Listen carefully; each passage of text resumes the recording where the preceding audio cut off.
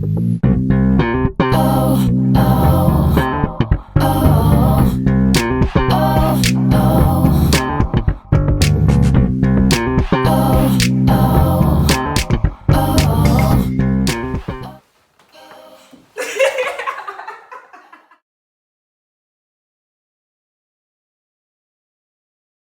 y'all, so welcome back to part 2 of GiGi's breast cancer journey. Yeah, so when we last spoke, we left off with me giving you the news Yes. about my breast cancer diagnosis and how that came up. So we're picking up with, we were at the dinner. We're at the dinner. And you stop everyone and say, okay, well, everybody, there's a reason why I decided to have this dinner. And so the room goes quiet. And so you say, well, this is what you said. Well, I am going to get my boobs done. Or something like that. You said, I'm going to get a boob so job. You know how I've always said I wouldn't get a boob job? Well, I changed my mind. Yeah. And so a couple of people are like, oh, okay, yeah. And so I'm like, you decided to get your breasts done? And she's like, yeah. And so I'm like, you decided to do that on your own. On your own, you decided to do that. And then she was like, well, so I've been diagnosed with breast cancer.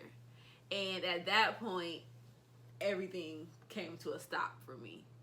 Because as we talked about in the first part, my aunt had been diagnosed with breast cancer just a couple months before her.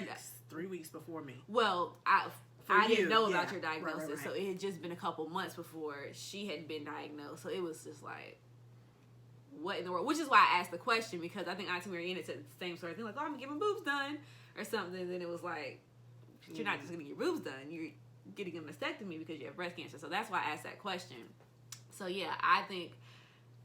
How were you feeling in that moment? Because I mean, I was so stressed out.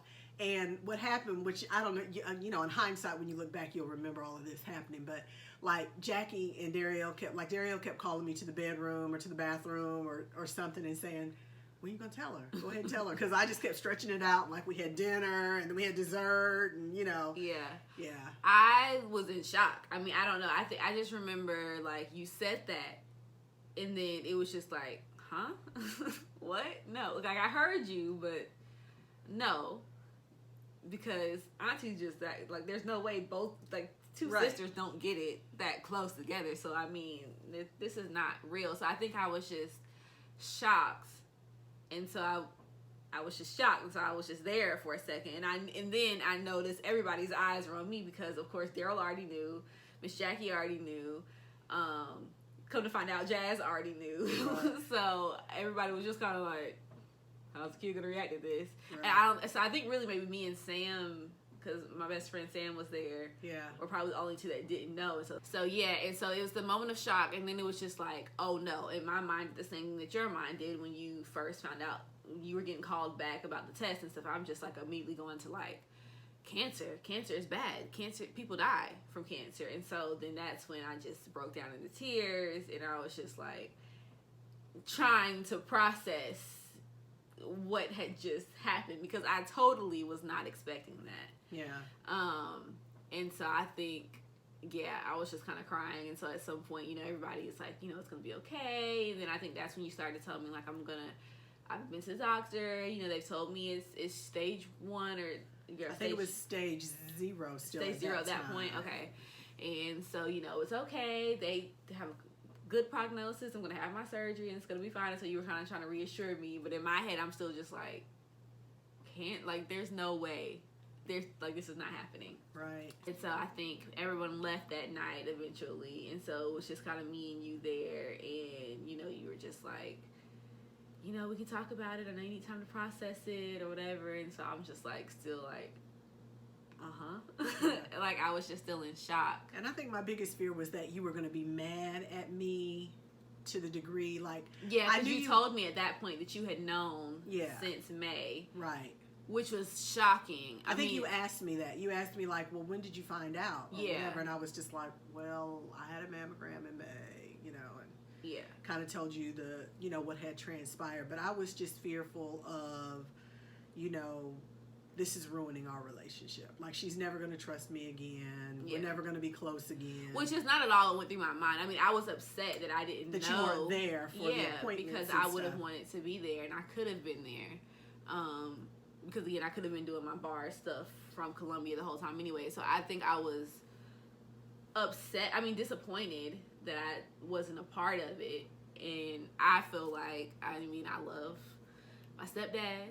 I love my Miss Jackie. I love my godmom. I love all of them. But can't nobody handle nothing going on with her the way I can. That's just how I feel. I'm sure most people feel that way about their moms, but we have a special connection. So I just felt like they don't know what they're doing. Why wasn't I part of this? They don't know what they're doing the way I would know what to do to help you through this.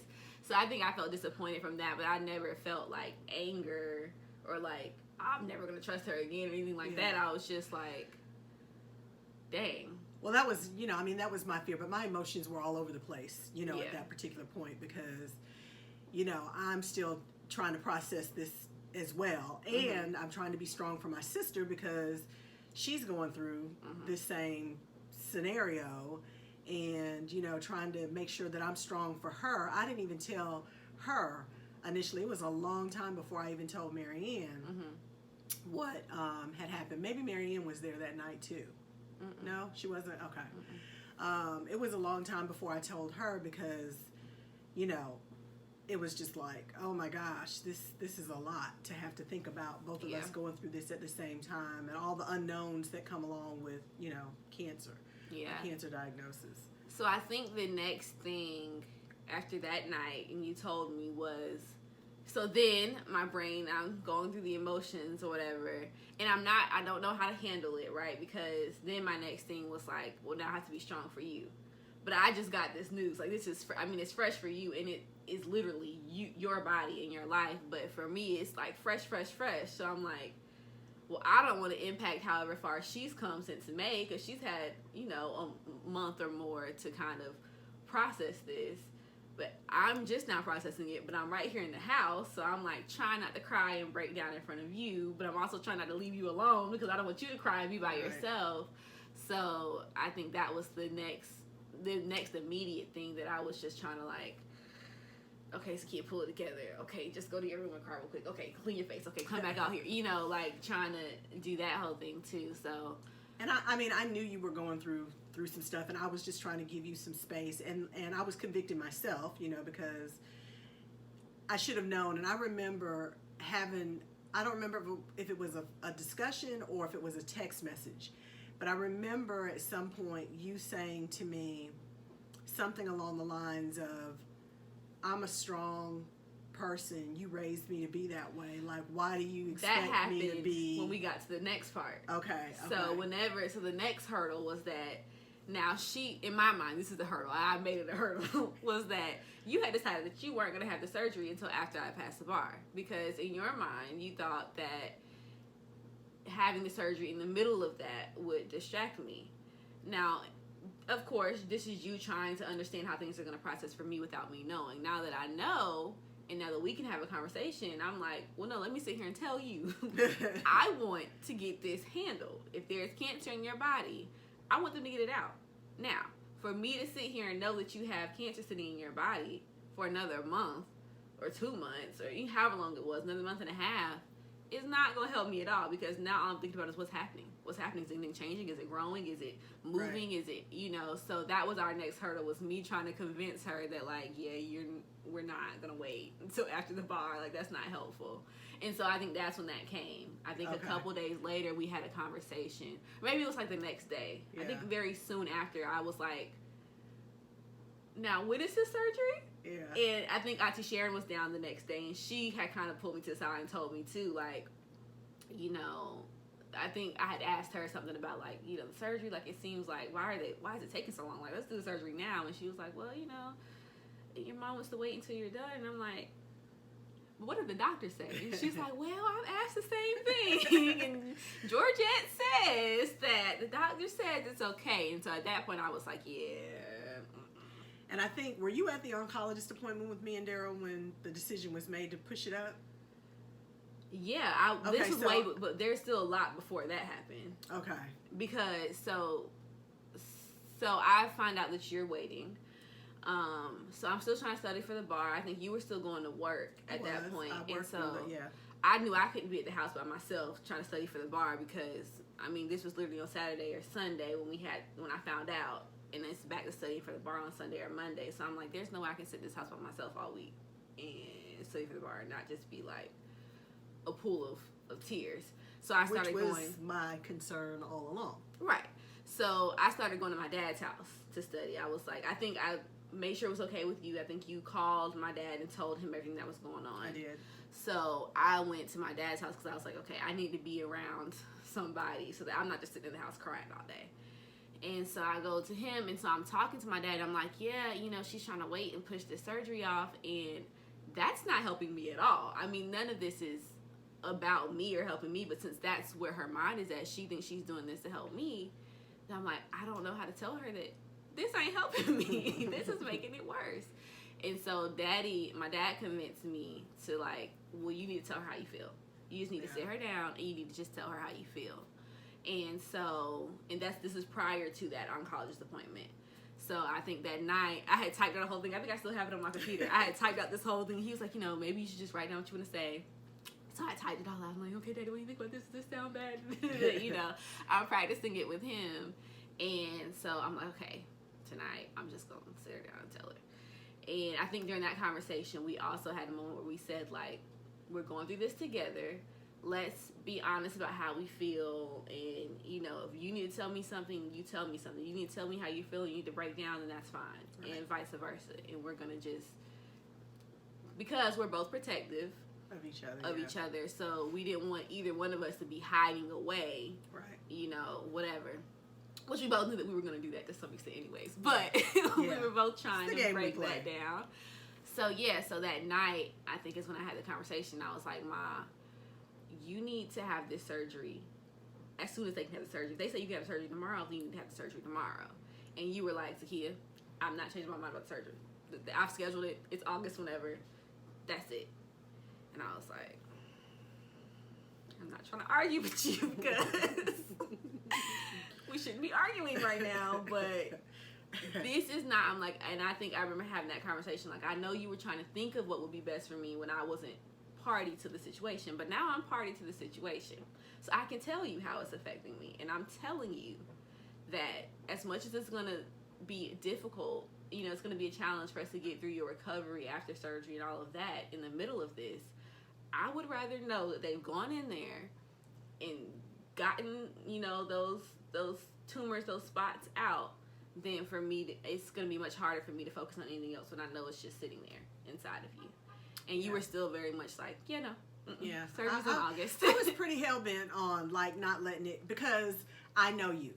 And so I knew that no matter what you said or what you told other people, and this bared to be true in the end, of course. To a certain extent, you know, that you were not going to be 100% focused on this bar, you know, prep and everything. And you were already stressed out about it. And I know how much test anxiety you get. Mm-hmm. And so I was just trying to think of all of those things, and the fact that this is the beginning of your life. Like, again, this wasn't, if you were just in school, like if this was undergrad, or even if this was law school and you were like in year 2 and you had a year to go, or the last semester or whatever, I'd have been like, if you want to come home and sit this semester out, that's fine. You know, you can do that and go back and finish. But this is your life. You can't sit the start of your life out. You know what I mean? I mean, it was going to start. Whether, and in my mind, you know, I was like, I could care less about. And I remember you saying that multiple times. Like, I don't care. I'll come back. I'll work at Walmart. I don't care. I could literally care, even to this day. Like, and I was like, no, law school and stuff. We have invested a lot of time, energy, and debt's money already here. So no, you're going to be an attorney. There's no question about that. And like you said, I think it bared true to some extent.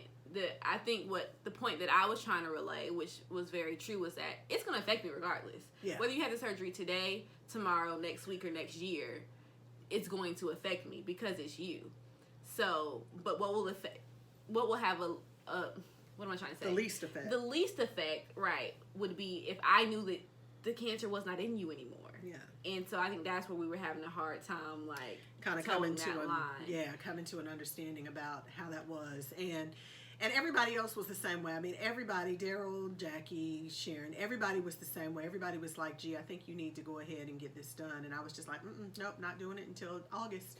Like, the surgeon anyway, had already told me that I could put it off. At that point, I was like, I'll be at the next appointment. We're gonna handle this. So we go to the oncologist and meet with him, and he's got all of my information from my biopsies and pathology reports and stuff like that. And so he's looking it over or whatever.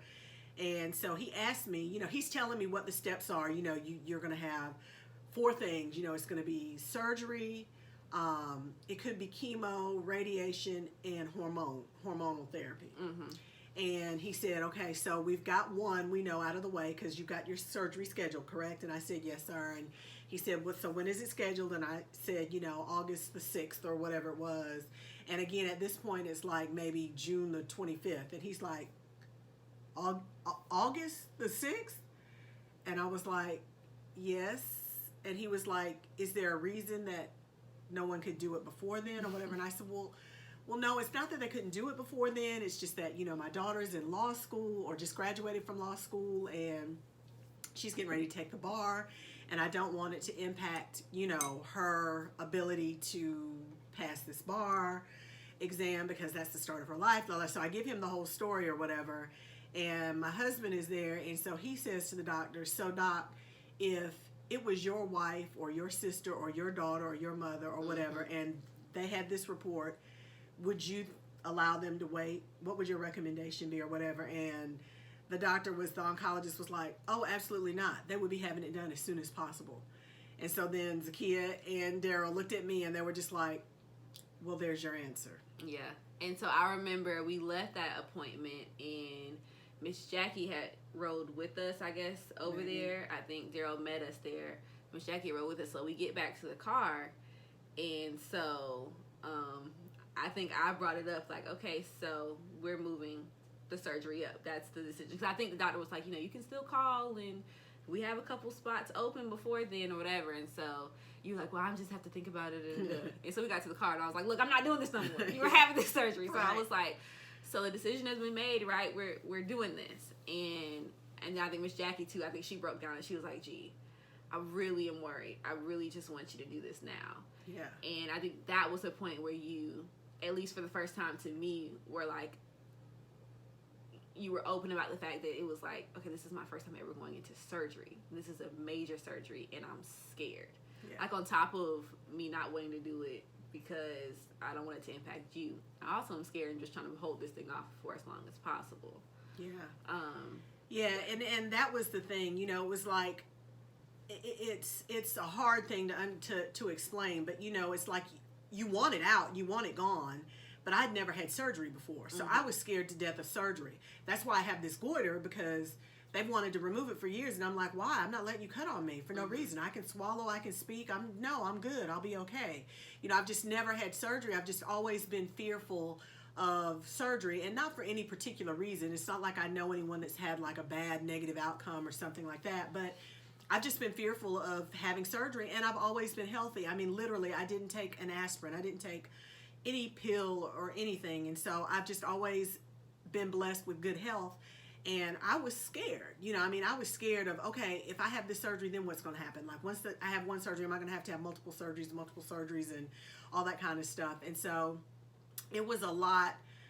It was a lot to process, but, they were adamant that I get it moved up. So it went from literally being like 6 weeks out, and the other thing is that, I have a job where I work with the CEO, basically. I work with the superintendent of the school district, and in my mind, he can't do anything without me. I mean, how will he survive? I'll just interject here that she has been the main one to tell many people in their job when they're dealing with a sickness or they need a surgery or whatever, they're like, look, they can do it without you. Right. As soon as you go, They can replace Something you. happens to you, they'll replace you before the ink So is dry. take care of you.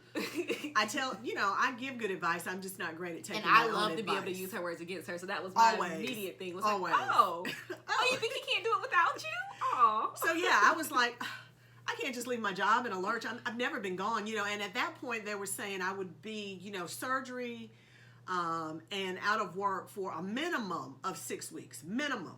Yeah. Meaning like it would be longer than that. So I've like hardly been away from work for 6 days, let alone 6 weeks. Like I love my job. I love the people that I work with. I enjoy it. We're small business owners. So my husband spends a lot of time in the store that we own. And because it's retail, we don't have the same luxuries of being away for holidays because those are usually big shopping days. And so I just normally don't take a lot of time away from my job. And I was just like, wait a minute, I got to prepare everybody. Who's going to do, I got to prepare everybody to take care of him when I'm gone, and he's really, my boss is so self-sufficient.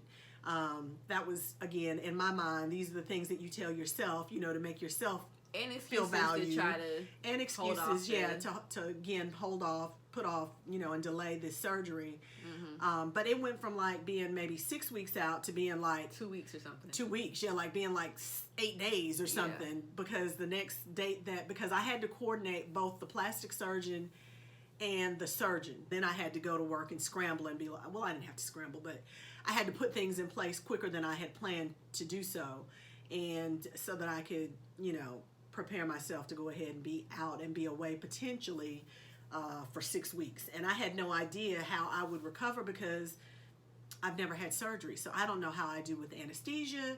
I don't know how I do I don't know my pain tolerance. I mean, I don't know any of that stuff because I've never had to deal with it before. So it was rough. But the decision was made.